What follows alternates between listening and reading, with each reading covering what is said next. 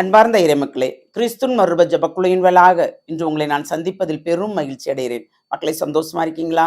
நிறைவா இருக்கீங்களா? மகிழ்ச்சியா இருக்கீங்களா? மன அமைதியா இருக்கீங்களா? எது நடந்தாலும் இறை சித்தம் என்று ஏற்றுக்கொள்ளும் போது நமக்கு ஒரு நிறைவான ஆசீர் உண்டு. சரியா? அந்த ஆசீரை அவர் எப்பொழுதும் நமக்கு தரும்படி நாம் அவரிடம் கேட்போம். இன்று அவர் நமக்கு என்ன இறைவார்த்தை தருகிறார் பார்ப்போமா? திருத்தூதர் பவுல் கலாத்திற்கு எழுதிய திருமுகம், அதிகாரம் 4, இறை வார்த்தை 4 7 முடிய.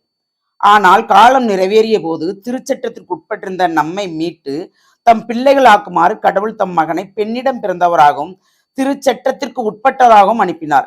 நீங்கள் பிள்ளைகளாய் இருப்பதால் கடவுள் தன் மகனின் ஆவியை உங்கள் உள்ளங்களுக்குள் அனுப்பியுள்ளார். அந்த ஆவி அப்பா தந்தையே என கூப்பிடுகிறது.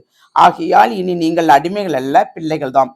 பிள்ளைகளாகவும் உரிமை பேர் உடையவராகவும் இருக்கிறீர்கள். இது கடவுளின் செயலே. Praise the lord. ஏனென்றால் இயேசு நமக்காக பிறந்தார், பெண்ணிடம் பிறந்தார், மாசற்ற கன்னியிடம் பிறந்தார் இல்லையா? அந்த கன்னியிடம் பிறந்ததனால் அவர் நம்ம திருச்சட்டத்திற்கு உட்பது போல மனிதராக வாழும்போது எப்படி நாம் திருச்சபைக்கு கட்டுப்பட்டு இருக்கிறோமோ அதுபோல் அவர் கட்டுப்பட்டு தந்தையின் விருப்பப்படி மனிதனாக இன்பமும் துன்பமும் என்ன வந்தாலும் ஏற்றுக்கொள்ளும்படி அவர் உலகிற்கு மனிதனாக வந்தார். யாருக்காக?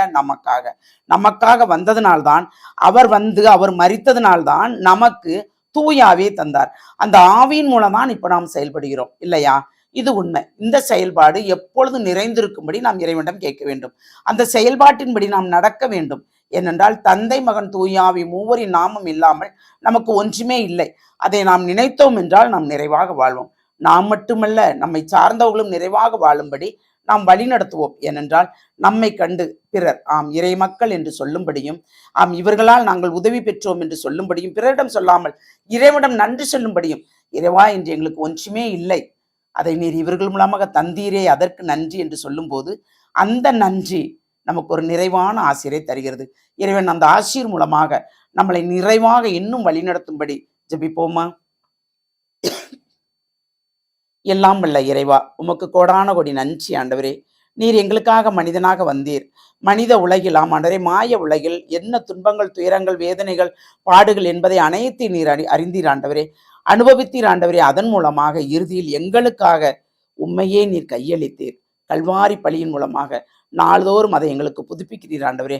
அதனால் நாங்கள் அதை எப்பொழுதும் உணர்ந்து நாங்கள் மட்டுமல்ல பிறரையும் நிறைவாக வாழும்படி எங்கள் மூலமாக நாங்கள் அவர்களுக்கு உதவி செய்யும்படி தேவன் நீர் எங்களை ஆசீர்வதிக்க வேண்டும் என்று உம்மை இறைஞ்சி மன்றாடுகிறோம். ஜெபம் கேட்கும் நல்ல பிதாவே. ஆமேன், ஆமேன், ஆமேன்.